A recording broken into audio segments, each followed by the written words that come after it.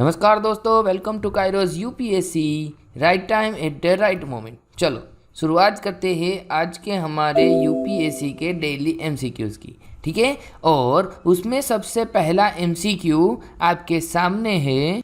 Consider the following statement about PM Vishwakarma scheme. देखिए क्या हुआ है, अभी हमारे प्राइम मिनिस्टर जी ने पीएम विश्वकर्मा स्कीम के बारे में 15 अगस्त को बताया था। कब बताया था? 15 अगस्त को, जब लाल किले से उन्होंने आह्वान किया था कि आने वाले टाइम में हम पीएम विश्वकर्मा स्कीम लॉन्च करने जा रहे हैं। तो उसके रिगार्डिंग हमें 3 सेंटेंस दिए हैं। पहला, it is a central sector scheme. दूसरा, it aims to provide subsidies loan to architecture only.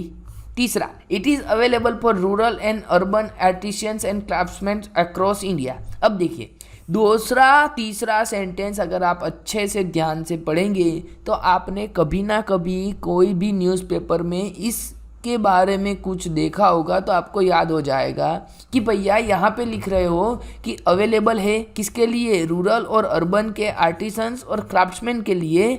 और आप बात कर रहे हो कि लोन देंगे किसको? सिर्फ आर्किटेक्चर को। ये कैसे पॉसिबल है?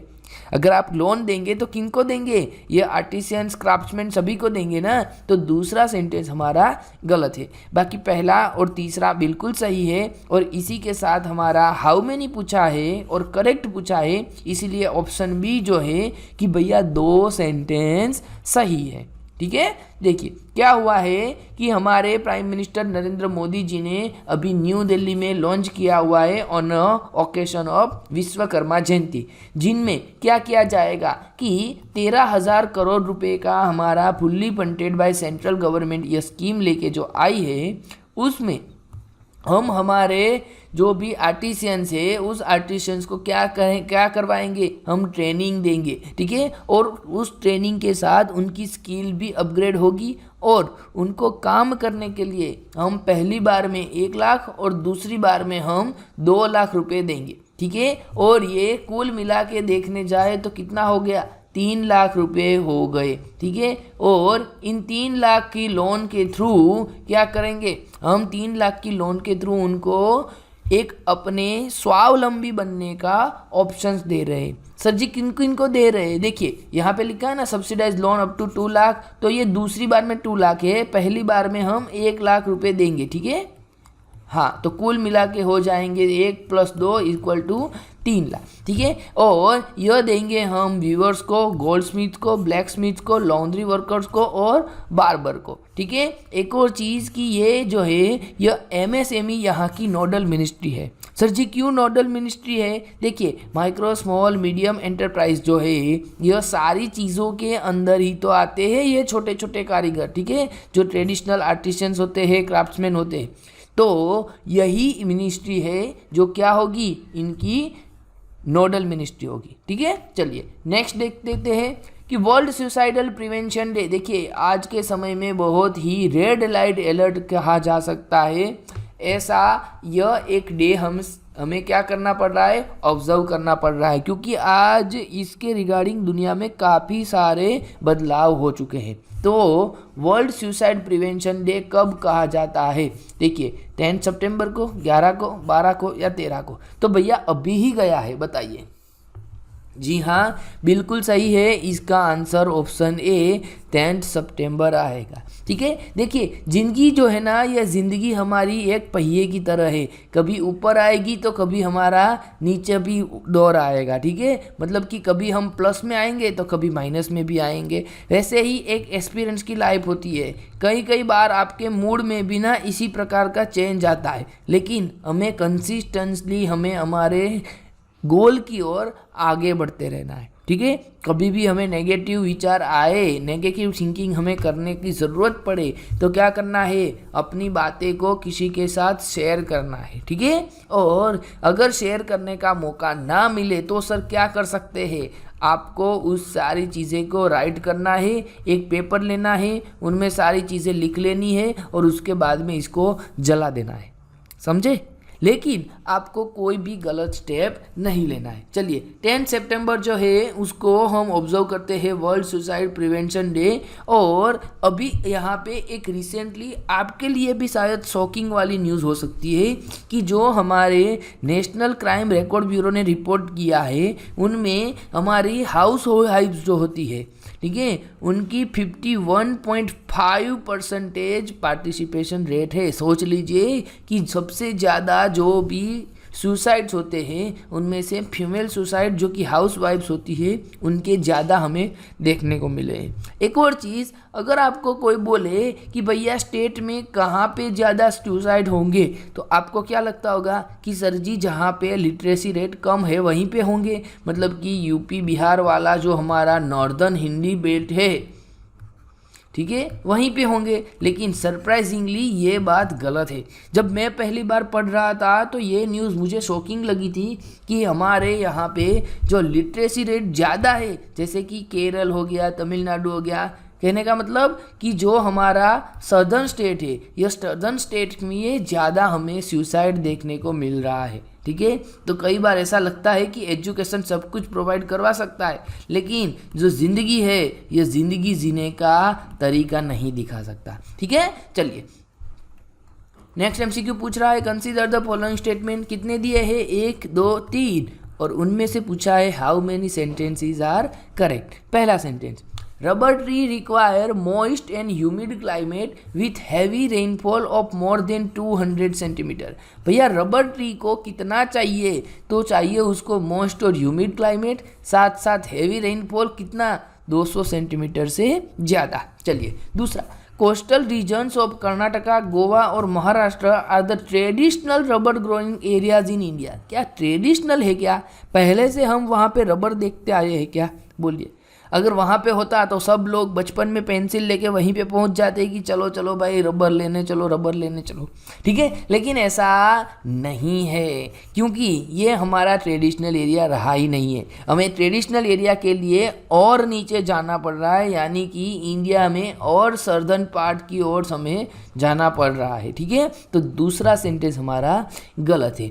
तीसरा सेंटेंस देखते हैं कि India is the largest producer rubber in the world. अरे भैया लार्जेस्ट होगा तो हमें पता ही होगा ना कि हम सबसे पहले नंबर पे है।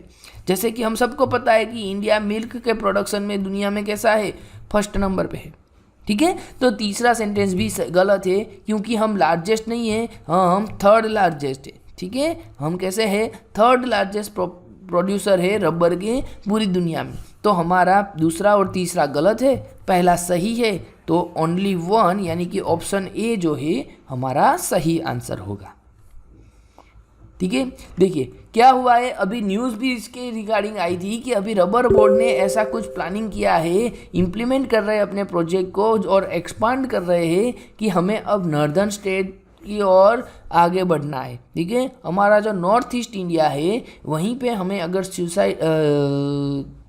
सूटेबल कंडीशन मिलती है तो हमें वहाँ पे भी रबर के प्लांटेशन ग्रो करवाने चाहिए, ठीक है। इंडिया कैसा है? थर्ड लार्जेस्ट प्रोड्यूसर है और फिफ्थ लार्जेस्ट कंज्यूमर है, ठीक है। ट्रेडिशनल एरिया की बात करें तो तमिलनाडु के कन्याकुमारी डिस्ट्रिक्ट और केरला में यहाँ पे हमें देखने को मिलता है। हालांकि नॉन ट्रेडिशनल में अब Karnataka, Goa, Maharashtra, Konkan, Andhra Pradesh, Odisha, northern east province और अंडमान निकोबार देखने को मिल रहा है, ठीक है। चलिए next MCQ, consider the following statement. 3 sentence दिए हैं और उनमें से पूछा है हाउ मेनी आर करेक्ट। देखिए क्या हुआ है, Yashobhoomi was inaugurated at Dwarka Gujarat. देखिए अभी यशोभूमि बहुत ही ज़्यादा न्यूज़ में था। अब कुछ कुछ नाम तो आपको पता होना चाहिए कि भैया भारत मंडपम कहाँ पे था, ठीक है। नटराज की मूर्ति किसके लिए अभी न्यूज़ में थी, साथ ही यशोभूमि जो है यह यशोभूमि किसके लिए न्यूज़ में थी। तो जो यशोभूमि है उसको अभी हमारे पीएम मोदी जी ने क्या किया है, इनोग्रेट किया है। और पीएम मोदी जी ने इनोग्रेट किया है कहाँ पे, द्वारका में किया है। तो द्वारका में किया होगा तो पीएम मोदी गुजरात के हैं तो गुजरात में द्वारका आया है तो वहीं पे किया होगा। ऐसा सोच के बच्चे क्या करेंगे, इस सेंटेंस को सही करेंगे। लेकिन यह सेंटेंस कैसा है, गलत है। क्यों? क्योंकि जो द्वारका है यह द्वारका दिल्ली वाला द्वारका है, यह गुजरात वाला नहीं है, ठीक है। दूसरा, it is the first phase of India international convention and expo centre. क्या ऐसा कुछ है, ये फर्स्ट फेज है क्या? तो ये बात सही है। दूसरा, Yashobhoomi will find its place among the world's largest MICE यानी meetings, incentives, conference and exhibition facilities. मतलब कि अगर आपको माइस टूरिज्म करवाना है, ठीक है, समझ लीजिए कि भैया आप लोग इंडिया में आइए, मीटिंग करिए, इंसेंटिव्स लीजिए, कॉन्फ्रेंस करिए, एग्जीबिशन कीजिए, ठीक है, तो इसके लिए यशोभूमि अब तैयार है। तो तीसरा सेंटेंस भी सही है। चलिए, क्या पूछा है? करेक्ट पूछा है। कितने करेक्ट है भैया? Option b, only 2 sentences are correct. ठीक है, देखिए यहाँ पे सारी इंफॉर्मेशन दिया हुआ है कि ये कहाँ पे आया हुआ है और ये दुनिया का सबसे बड़ा माइस का फेस एक प्लेटफॉर्म होगा। साथ ही साथ ये प्रोजेक्ट कितने स्क्वायर मीटर में आया है, इतना सारा याद रखने की ज़रूरत नहीं है। लेकिन एक चीज़ आप कहीं पे कोट कर सकते हो कि जैसे कि अब हम न्यू इंफ्रास्ट्रक्चर डेवलप कर रहे हैं, वहाँ पे हम सोलर लाइट के साथ साथ वाटर को भी रीयूज़ करने के ऊपर ज़्यादा जोर लगा रहे हैं। ठीक है, तो उन्हीं में से एक यह प्रोजेक्ट है कि जिनमें हम 100% वेस्ट वाटर को क्या करेंगे? रीयूज़ कर लेंगे। चलिए, नेक्स्ट एमसीक्यू पूछ रहा है कंसीडर द फॉलोइंग स्टेटमेंट, पहला और दूसरा, और उनमें से पूछा है भैया करेक्ट वाला बता दो। पहला, DiCRA is a collaborative digital public good which provides open access to key geospatial data set pertinent to climate resilient agriculture. क्या इसके लिए कोई एग्रीकल्चर से रिगार्डिंग यह कोई ऐसा डेटा सेट है, उसके लिए यह डिकरा काम कर रहा है। दूसरा, in India NABARD will host and maintain the DiCRA platform to and use its key geospatial data set for policy making with UNEP's technical support। देखिए अभी यहाँ पे क्या आएगा, तो यहाँ पे आ रहा है दिकरा प्लेटफॉर्म के बारे में। अब अगर मैं यहाँ पे थोड़ा हार्ड एमसीक्यू बनाऊँ तो मैं क्या कर सकता हूँ, आपको पूछ सकता हूँ कि भैया दिकरा की प्लेटफॉर्म क्या है, दिकरा की फुल फॉर्म क्या है। ठीक है, लेकिन अभी हमने इसको थोड़ा सा इजी रखा है, सिर्फ 2 ही सेंटेंस बनाने बने हैं। तो पहला जो सेंटेंस है यह बिल्कुल कैसा है? सही आंसर है। क्यों? क्योंकि यह क्या है? यह कोलैबोरेशन है regarding digital public good which provides, क्या प्रोवाइड करवाता है? Geospatial database. किसके रिगार्डिंग? रेजिलिएंट एग्रीकल्चर के रिगार्डिंग। दूसरा सेंटेंस बिल्कुल सही है, लेकिन ये एक सेंटेंस में जो वर्ड है यह गलत है। यहाँ पे ई जो है उसके पहले वाला अल्फ़ाबेट होता तो बात सही होती, मतलब कि यूएनडीपी आता तो बात सही थी। यूएनईपी आने की वजह से दूसरा सेंटेंस हमारा गलत हो गया। ठीक है, तो यहाँ पे पहला सही है, दूसरा गलत है। पूछा है करेक्ट वाला, तो ऑप्शन ए हमारा सही होगा। ठीक है, देखिए तो यहाँ पे आप थोड़ा सा आंसर चेंज कर लीजिएगा, ये सेंटेंस सही होगा। नेक्स्ट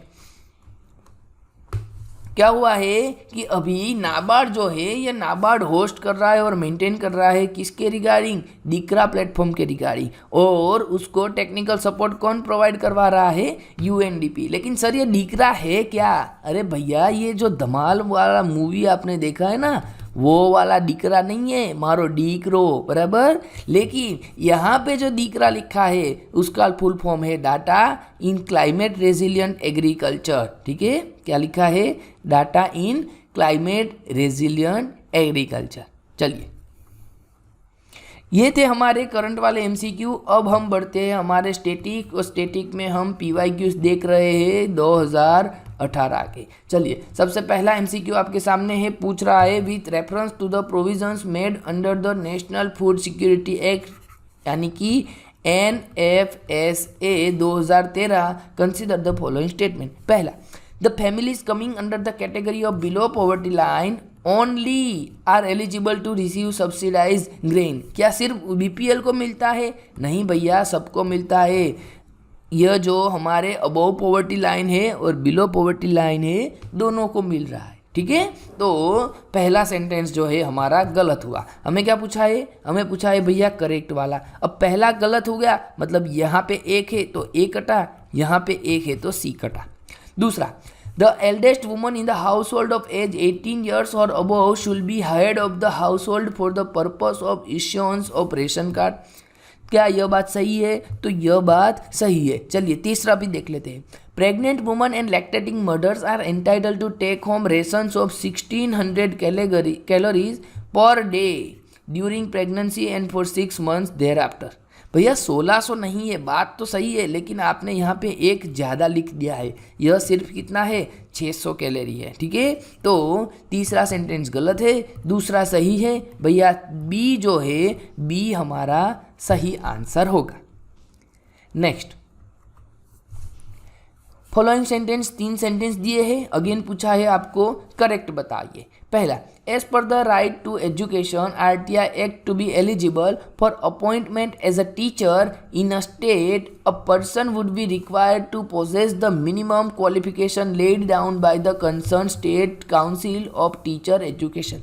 मतलब कि ऐसा कह रहा है कि जो राइट टू एजुकेशन एक्ट है उनमें सिर्फ वही टीचर बन सकते हैं जिनकी योग्यता किन्होंने तैयार किया हुआ है, state council of teacher education ने। लेकिन ये बात कैसी है, गलत है, क्योंकि यह किन्होंने तैयार किया है, इनको किया गया है national centre of teachers education यानी कि NCTE के ने जो तैयार किया है वही क्वालिफिकेशन उनको भी अपनाना है। तो पहला सेंटेंस हो गया गलत, अगेन पहला गलत हो गया, ए गया हमारा, सी गया, फिर से आ गया है 2 और 3। चलिए देख लेते हैं दूसरा, as per the RTE act for teaching primary classes a candidate is required to pass a teacher eligibility test conducted in accordance with the national council of teachers education guideline. देखिए यहाँ पे जो NCT दिया है ना, ये वहाँ पे आपको हिंट दे दिया है, भैया ऐसा भी कुछ था, समझे। मतलब कि अगर UPSC ऊपर नीचे कोई अलग अलग बॉडी की बात कर रही है तो आपको थोड़ा चौकन्ना हो जाने की ज़रूरत है। ठीक है, अब क्या कह रहा है कि आपको टेट एग्ज़ाम पास करनी होगी, टीचर्स एलिजिबिलिटी टेस्ट, जो बात कैसी है, बिल्कुल सही है।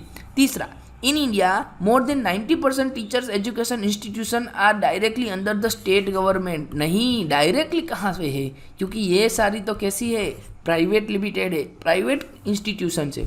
तो तीसरा भी गलत है। चलिए, तो आंसर मिल गया हमें हमारा ऑप्शन बी 2 ओनली। नेक्स्ट,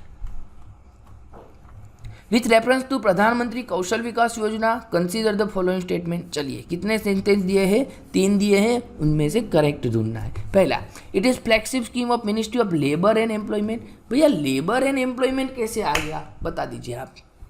अब बात कर रहे हो कौशल विकास योजना की, कौशल का मतलब क्या हो गया, स्किल डेवलप करवानी है आपको। तो पहला सेंटेंस गलत है। अब जैसे ही पहला गलत किया, हमारा सी कटा, हमारा डी कटा। अब दूसरा तो दोनों में सही है, हम पढ़ने ही नहीं जाने वाले।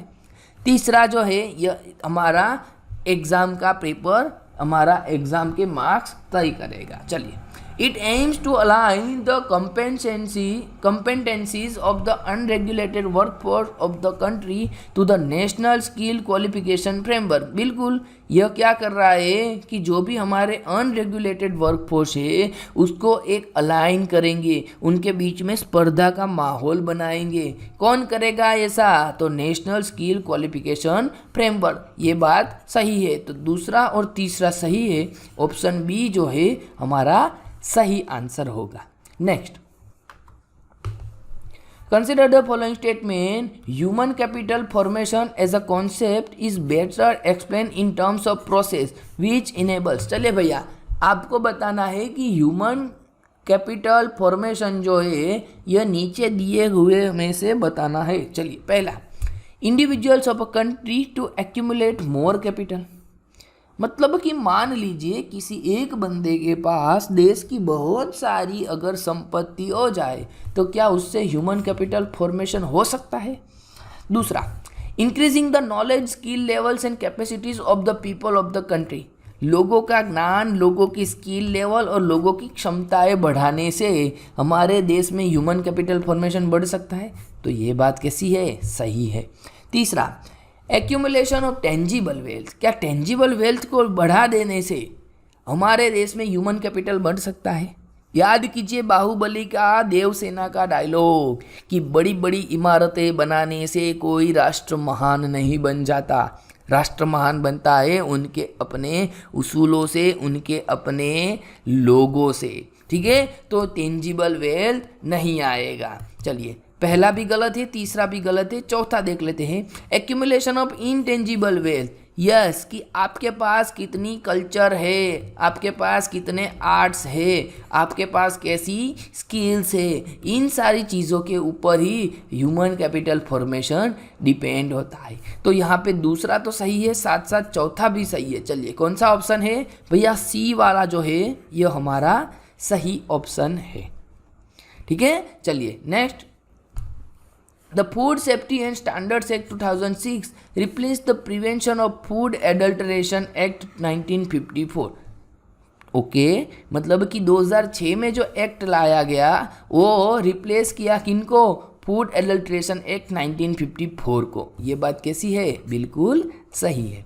दूसरा, the food safety and standard authority India यानी कि FSSAI is under the charge of director general of DG of health services in the health ministry. ठीक है, अब आप मुझे बता दो कि फसाई थोड़ी थोड़ी बात के लिए अगर DG के पास जाएगा तो काम कैसे कर पाएगा? इसलिए क्या किया गया है? उनको दिया गया है क्या? Independent charge. ठीक है, तो दूसरा सेंटेंस गलत है, पहला सही है। हमें पूछा है करेक्ट वाला, तो सही आंसर हो जाएगा ऑप्शन ए ओनली। ठीक है, चलिए, ये थे हमारे आज के करंट वाले MCQs।